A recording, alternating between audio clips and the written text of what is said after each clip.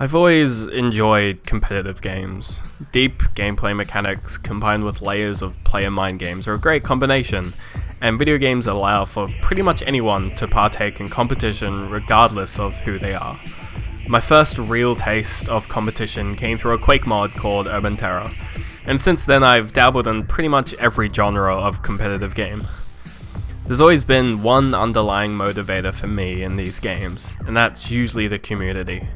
Being stuck on this super isolated island that is Australia, you get two options. You either play with horrendous ping times, or you play with other Australians. And there's something unique about the Australian community for any game. What I want to talk about specifically is a brief history of the Australian BLADED Symphony community, and how it led to the best $6 I ever spent.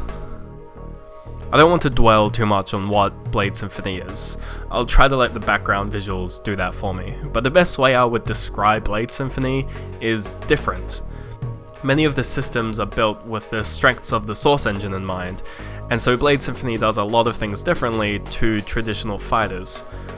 What I want to focus on instead is the community behind this game, and in particular the Australian one.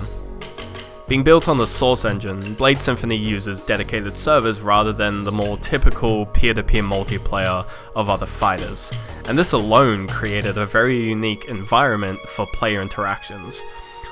While other large games can rely on external communities to maintain cohesion with their peer-to-peer multiplayer, dedicated servers in BLADED Symphony became community hubs in their own right.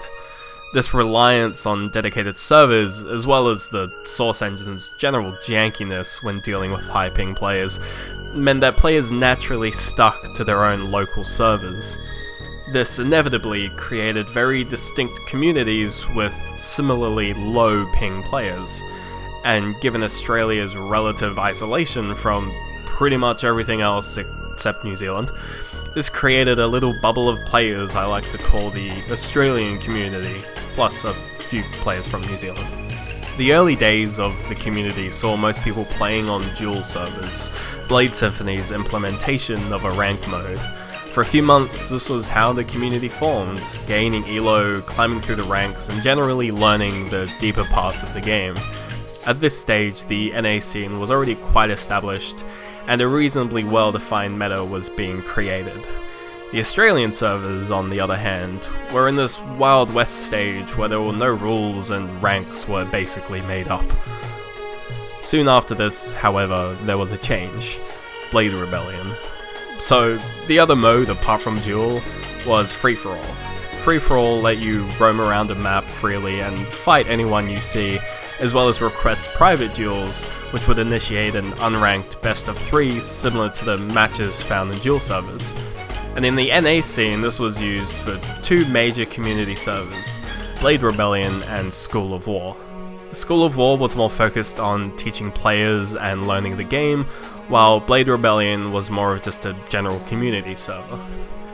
The creation of the Australian BLADED Rebellion server, in particular the free-for-all community server, was a pretty significant addition for the community. It gave everyone a place to hang out, to get to know each other beyond the characters that they played and the rank that they had.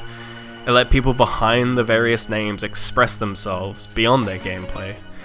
People still played on dual servers to gain rank and practice, but the community server became just that, a community. And this is where things, I think, got a bit interesting. A world tournament for BLADED Symphony was announced, with regionals being held in July. Europe, North America, and Australia were the 3 represented regions, with a couple of Southeast Asia players bunkering in with us. The top 3 players from each region would go on to the finals, as well as be showered with infinite praise, and they got a cape.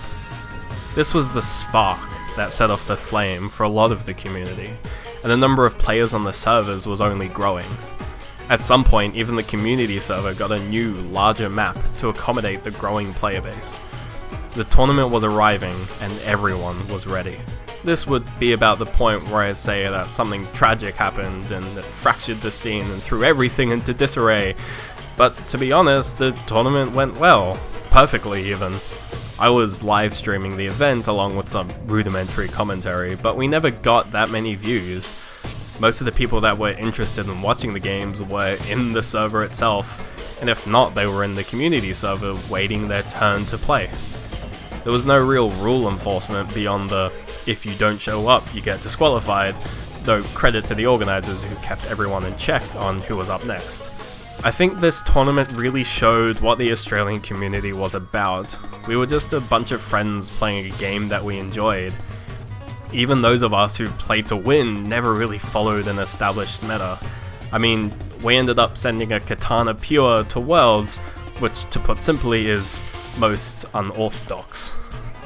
The point I'm trying to make about all this is that despite not being the best at the game, and by all means being the smallest and roughest community, the Australian Blade Symphony scene did something that is really hard to capture with any title, and in doing so gave me the best experience I've had with a competitive game for only $6. Unfortunately, after the regionals tournament, Blade Symphony started to slowly lose players, with a few peaks during free weekends and sales, which is a shame. The game is a beautiful example of how you can take a tried and true mechanics of a genre and then twist them just enough to make something unique and interesting. If you ever see Blade Symphony going for cheap, and you're just looking for a fun time with a friend or two, definitely consider picking it up. This video isn't sponsored or anything, I just really love this game. I look forward to whatever the next wacky competitive title I found myself being drawn into is, but Blade Symphony will definitely go down into the list of interesting and enjoyable times. When the music starts, we start. Oh my god, Yeti! Oh my god. There ain't no stopping the music.